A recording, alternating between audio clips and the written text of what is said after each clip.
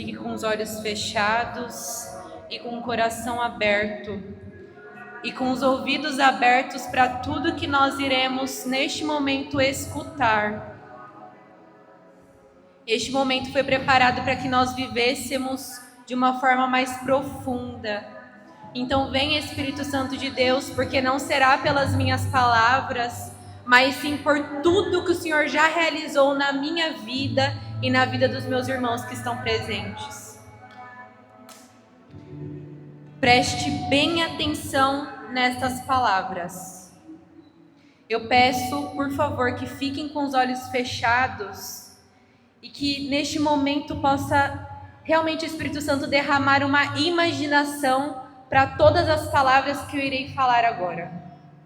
A imaginação como se você estivesse no lugar, como se você estivesse com Jesus. Não precisa ligar para o que vai acontecer, apenas preste atenção. Voltando à gruta, com toda a tristeza que o acompanhava, Jesus prostou-se por terra, com os braços estendidos, e rezou ao Pai Celeste. Mas passou-lhe na alma nova luta, que durou 3/4 de hora. Anjos vieram, apresentaram-lhe em grande número de visões tudo o que devia aceitar de sofrimentos para expiar o pecado.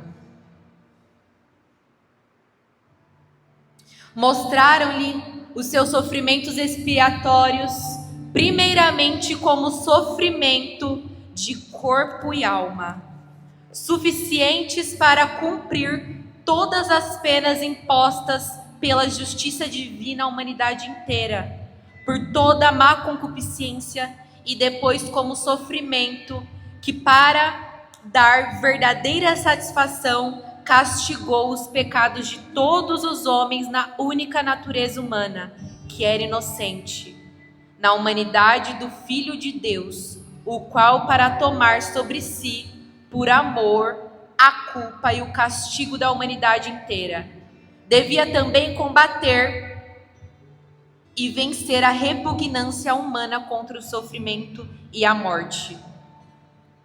Não há língua que possa descrever o horror e a dor que invadiram a alma de Jesus ao ver esta terrível expiação, pois não viu somente a significação das penas expiatórias contrárias à concupiscência pecaminosa, mas também a significação de todos os instrumentos do martírio, de modo que horrorizou não só a dor causada pelos instrumentos, mas também o furor pecaminoso daqueles que o inventaram, a malícia dos que usavam e a impaciência daqueles que com eles tinham sido atormentados, pois pensavam sobre ele todos os pecados do mundo.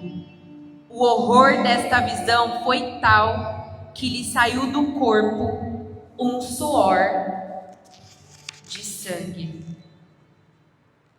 Na primeira agonia, Satanás mostrara a Nosso Senhor, com raivosa zombaria, a enormidade da culpa do pecado, que quisera tomar a si, e levou a audácia ao ponto de afirmar que a vida do mesmo Redentor não era livre de pecados. Na segunda agonia, viu Jesus a imensidade da paixão expiatória, em toda a sua realidade e amargura.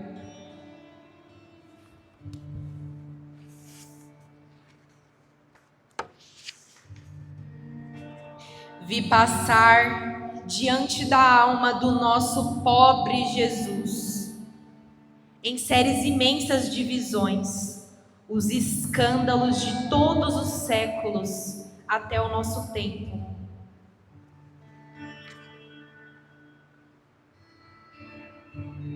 E mesmo até o fim do mundo, em todas as formas do erro doentio, das intrigas orgulhosas, do fanatismo furioso, dos falsos profetas, da obstinação e malícia herética, todos os apóstatas, os heresíacas, os reformadores de aparência santa, os sedutores e os seduzidos insultavam e torturavam-no, como se não tivesse sofrido bastante, nem sido bem crucificado, ao seu ver, conforme o desejo orgulhoso e presunção vaidosa de cada um.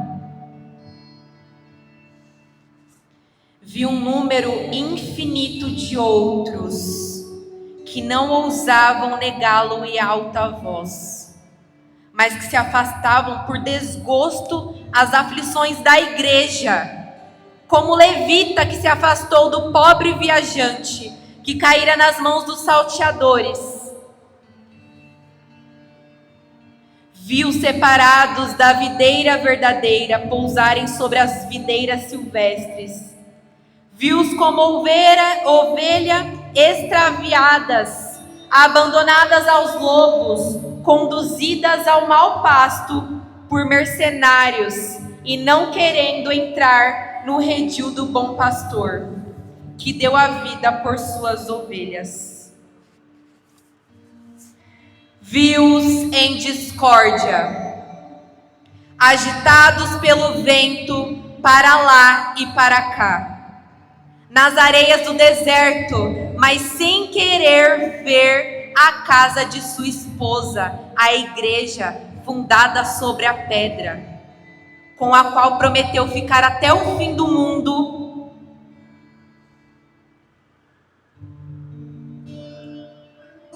Viu em discórdia a Cristo libertador agitada pelo vento, para lá e para cá, nas areias do deserto, mas sem querer ver a casa de sua esposa, a igreja santa, una, fundada sobre a pedra, com a qual prometeu ficar até o fim do mundo, e contra a qual as portas do inferno não prevalecerão. Os irmãos não queriam entrar pela porta estreita, para não baixar a cabeça. Viu-o seguir os outros que não entraram no redil pela porta verdadeira. Construíram todos sobre a areia cabanas mutáveis e diferentes uma das outras, que não tinham nem altar, nem sacrifícios, porém cataventos no tetos, e suas doutrinas mudavam-nas com os ventos. Contradiziam-se uns aos outros.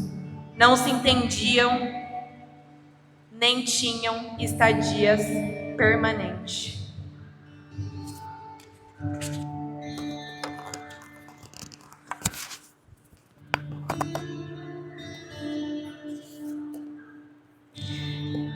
Essas palavras, essa meditação é de uma beata, Ana Catarina Demerite. Nessas visualizações, ela sentiu como Jesus sentiu naquele momento da agonia. Por isso que eu pedi para que vocês fechassem os olhos e meditassem profundamente cada palavra que essa beata disse. Hoje o tema é convocados ao deserto quaresmal.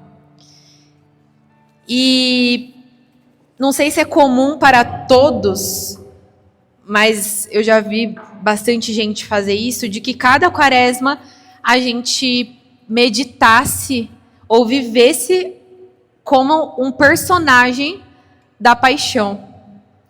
Então, um ano Maria Madalena, um ano o Senhor me chama a ser Pedro, um ano me chama a ser Maria, um ano me chama a ser Judas. Cada ano o Senhor, né, normalmente, e na minha vida também, chama a gente para viver essa quaresma com um personagem ali da paixão. Mas hoje, o que o Senhor esperava para a minha vida nesta quaresma? Toda quaresma eu vivo personagem. E ele disse, nesta quaresma eu quero que você sinta as minhas dores. Então hoje o Senhor chama cada um de nós a viver como se tivesse no sentimento de Jesus, dentro de Jesus, viver essa quaresma. Não como um personagem, não como Pedro, não como Maria Madalena, não como Judas, não como o Cirineu, não. Jesus nos chama a viver esta quaresma sentindo os sentimentos dele, vivendo a agonia que ele viveu, tendo um mergulho profundo em todos os sofrimentos que ele sofreu ali de fato.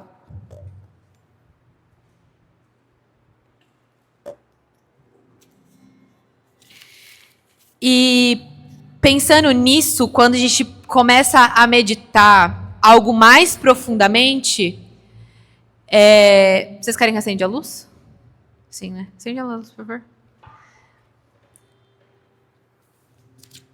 É um novo que o Senhor chama a gente para poder sair, né, dessa perspectiva diferente. Porque muitas vezes a gente fica pensando, nossa, vou viver, Jesus me chama a ser Pedro, Jesus me chama a ser isso e aquilo. Mas o que o Senhor fala assim para mim é que queria que nesta quaresma eu estivesse mais profundamente.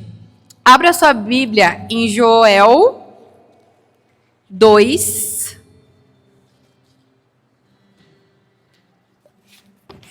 Versículo 12.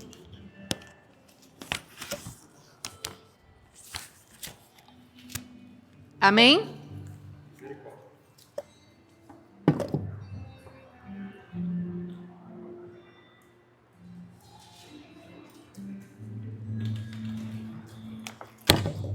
Eu não sei se deu para vocês meditarem, né?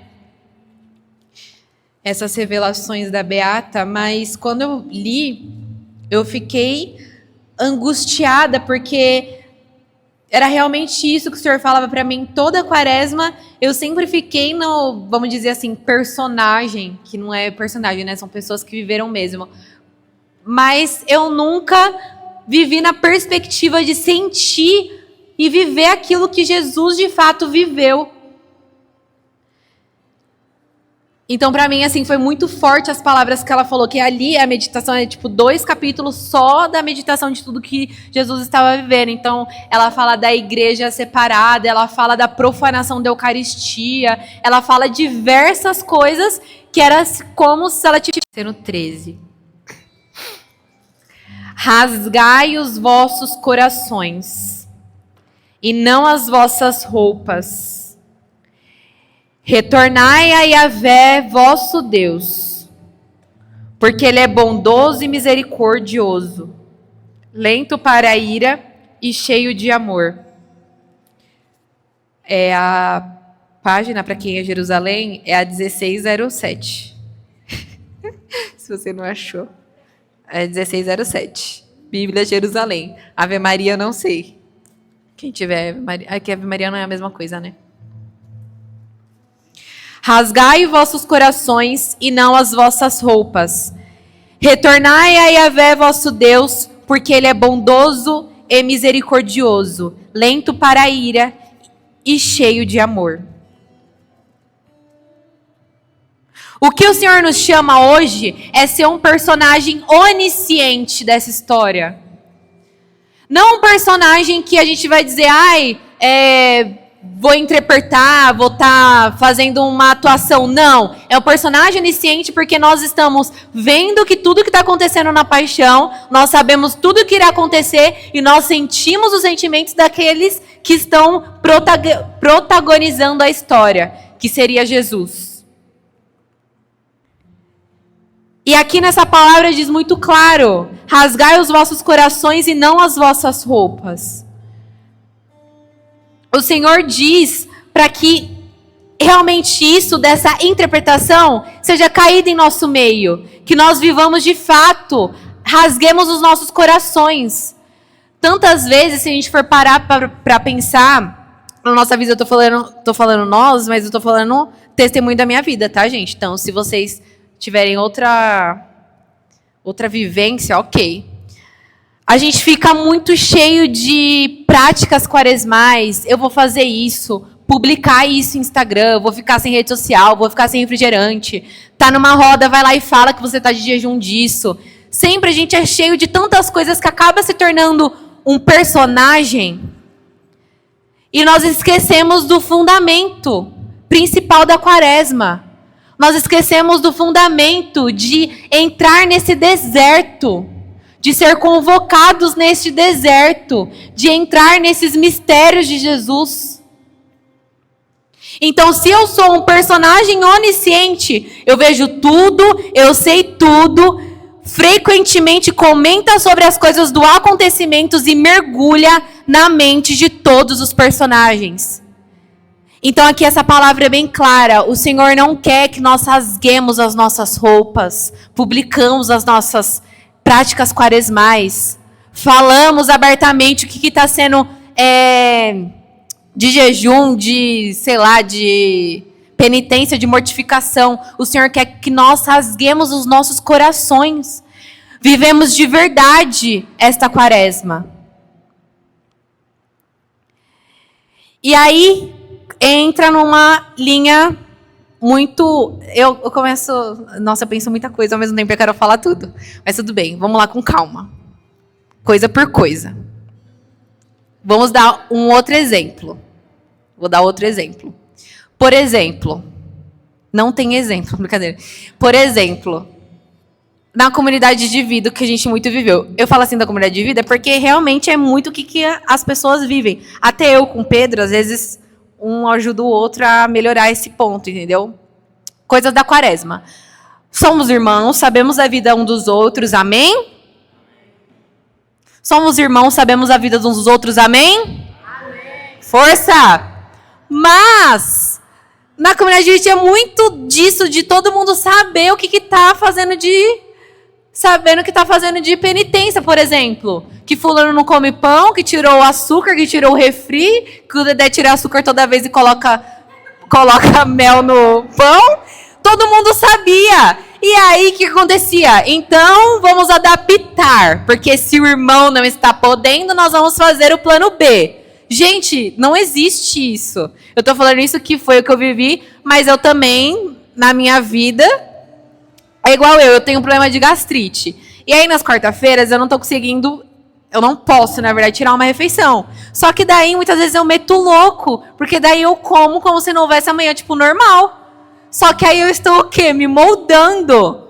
Lembra na meditação que a Beata fala que muitos não queriam entrar pela porta estreita? É exatamente isso.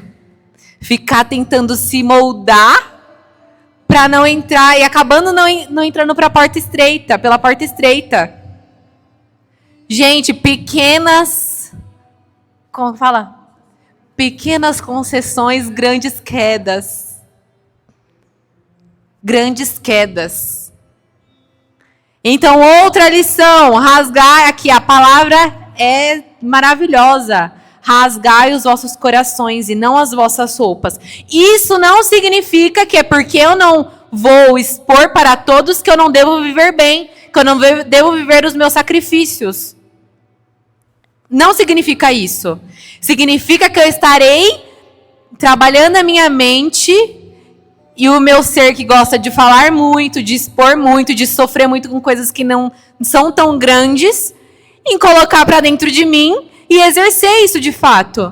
É isso, é nessas pequenas coisas que nós vamos vivendo a nossa vida de santidade. Então, recapitulando, não quer dizer que eu não estou, falando de tudo que eu devo entrar num relativismo ou numa coisa que tipo assim, vou fazer de qualquer jeito. Muitos de nós também, não sei se existe aqui, pessoas que nem separaram as suas práticas quaresmais, por exemplo. O Senhor nos chama hoje para poder viver isso de uma forma diferente. É tão lindo a nossa igreja separar todos os anos este momento para a gente se esvaziar, para a gente entrar nessa paixão verdadeira de Cristo, para a gente viver profundamente. Muitas vezes nós não vivemos. Nós vivemos isso, nós vivemos performance, nós vivemos falar para todo mundo que nós estamos jejuando, que nós estamos fazendo de sacrifício, mas e o que está dentro de nós? Aonde está o teu coração? Perguntei para quem está do seu lado, aonde está o teu coração?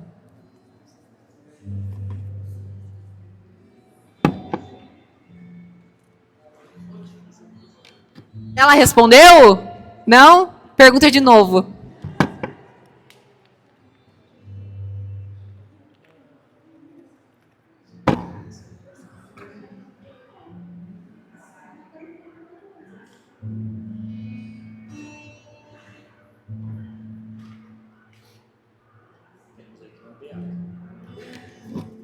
A Luísa é beata?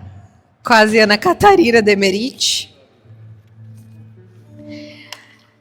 Então, Deus quer mais que estejamos mergulhados em sua paixão, recolhidos no silêncio, do que justificando, eu anotei isso, do que justificando as práticas quaresmais.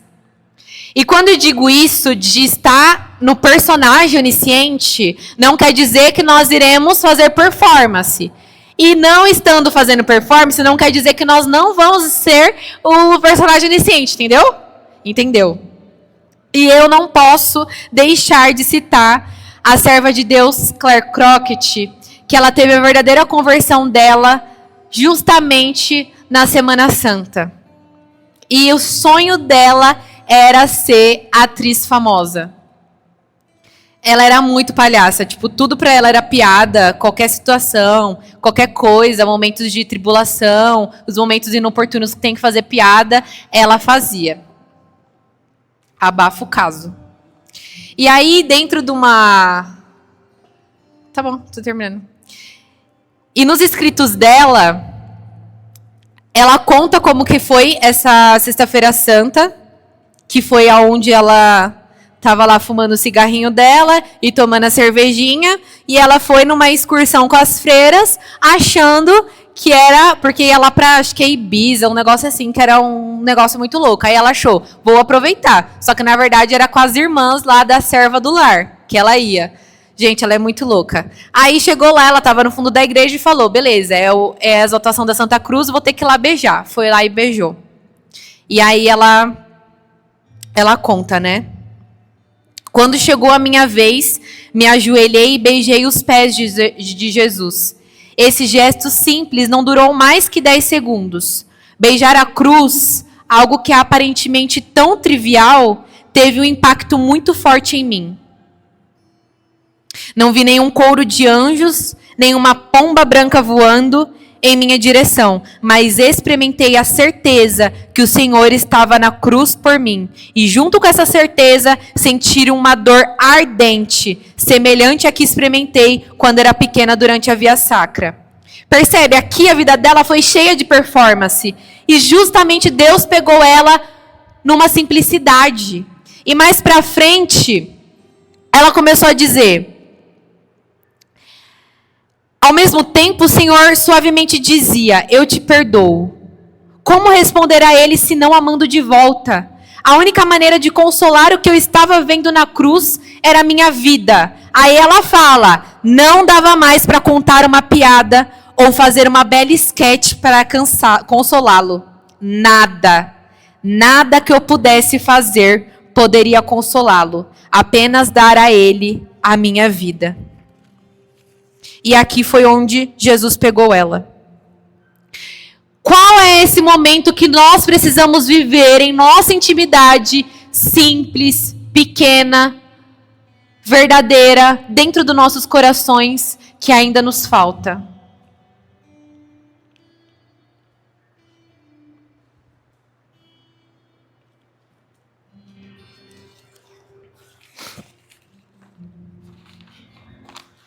E durante esses últimos meses, fazendo ali uma reflexão sobre a virtude que nós estamos vivendo esse ano do ano formativo, sobre a prudência, o Senhor me levava a um lugar assim, tenso.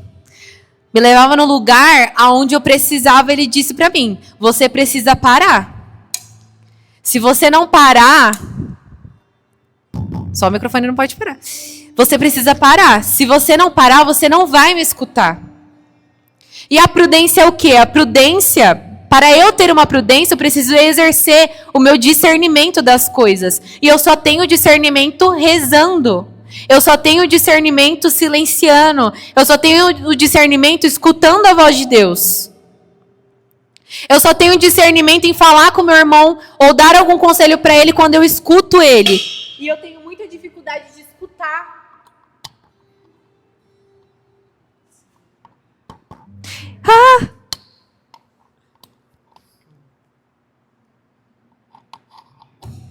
Que eu pisei.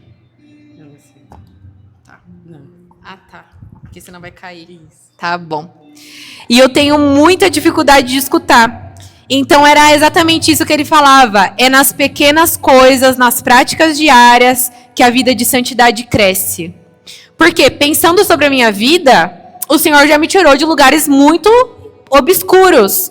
A prudência e não viver a vida de impulso, ela já aconteceu. No meu pecado de gula, de bebida excessiva, no pecado da luxúria, em várias coisas desse tipo. Mas e agora nas pequenas coisas? Nas pequenas coisas, se for olhar para minha vida, coitada, é cheia de impulso diário. É cheio de impulso de até nas orações eu não querer escutar a Deus. É cheia de impulso de eu não conseguir escutar o meu irmão. É cheio de impulso porque eu não tenho zelo. Eu não tenho zelo, não tenho um amor de vir aqui, por exemplo, participar do bazar. Eu não tenho zelo, não tenho amor de vir aqui no grupo de oração com amor. Hoje eu vou no grupo de oração, vou viver minha espiritualidade. Eu não tenho zelo, não tenho amor, não tenho viver essa prudência naquilo que o Senhor confiou para mim, que é o meu carisma, por viver as práticas que seriam normais de um Cristo libertador. Então aí já volta na pergunta. Que eu esqueci a pergunta que eu fiz, mas o que ainda me falta? Aonde está agora lembrei, aonde está o meu coração? O que ainda me falta que eu não consigo viver? São nessas pequenas coisas que eu me uno à paixão de Jesus. Porque a grosso modo, as coisas grossas, as coisas grandes, beleza. Mas e nas pequenas coisas?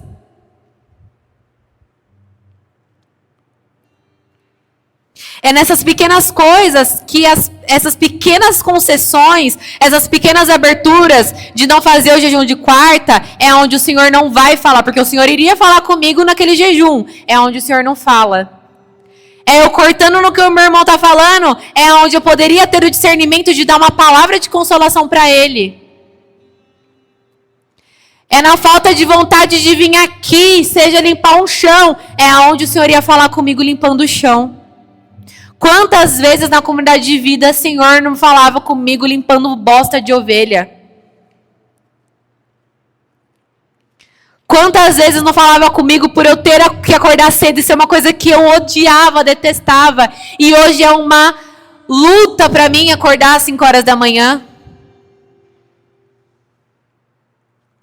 É muita preguiça, é muito relaxamento que a gente está vivendo. Na outra semana, para nós, que antigamente o grupo a renovação carismática era algo muito espiritual, as pessoas eram cheias do Espírito Santo, as pessoas se pausavam, oravam em língua, era um grande louvor, era uma grande emoção, eram grandes acontecimentos, era uma loucura. E hoje, cadê essas pessoas? O que a gente está fazendo? Aonde que a gente se perdeu? Aonde que está a nossa vida no Espírito? Falta o secreto. Falta eu me ajoelhar. Agora que eu voltei para a casa dos meus pais, as minhas orações têm sido bem profundas. É ali que o Senhor agora não silenciou de vários jeitos, agora vai silenciar eu sozinha naquela casa. É no meu quarto que daí eu lembro quantas vezes eu, adolescente, 15, 16 anos, ajoelhava ali no pé da minha cama, chorava, orava em línguas, Deus revelava várias coisas. E aí o Senhor fala, cadê aquela Thalita? Eu sei que eu não vou voltar, que eu não vou ter mais 15 anos, mas cadê esse espírito? Cadê as revelações no secreto? Cadê esse desejo pelas almas? Não é este carisma que eu confiei para você? Ele falava para mim. O que você está fazendo? Tá apertando igual merda saindo pelos dedos? Ele fala assim comigo, não sei com você. Então, agora nesta adoração, nós vamos rezar de verdade e pedir para que o Senhor revele as coisas pequenas, essas pequenas concessões que nós estamos fazendo. E a pergunta que nós precisamos responder: qual é o valor que eu estou dando ao meu libertador? Outra pergunta para a gente refletir. Quais os sentimentos Jesus viveu que eu preciso viver no dia de hoje? Estou falando no dia de hoje, mas é nesse período, vamos dizer, quaresmal. Vou repetir as perguntas caso alguém queira usar isso como ferramenta de oração. Qual o valor que eu estou dando ao meu libertador? Quais os sentimentos que Jesus viveu em sua paixão e Ele quer que eu sinta também? E agora, nada melhor do que estar na presença de Jesus e realmente refletir sobre tudo isso. E realmente pedir para que essa quaresma nós vivamos algo extraordinário. Que seja na sexta-feira da paixão, beijar os pés daquela cruz, algo de menos de 15 segundos transformar a sua vida. Seja limpar o chão da capela, ou se você é de uma pastoral, servir na sua pastoral. Seja vir para as 1000 Ave Marias, seja para viver quarta-feira bem a espiritualidade. Seja ter que mandar uma mensagem para o irmão que não veio, para saber se ele está bem. É nessas pequenas coisas que o Senhor faz presente.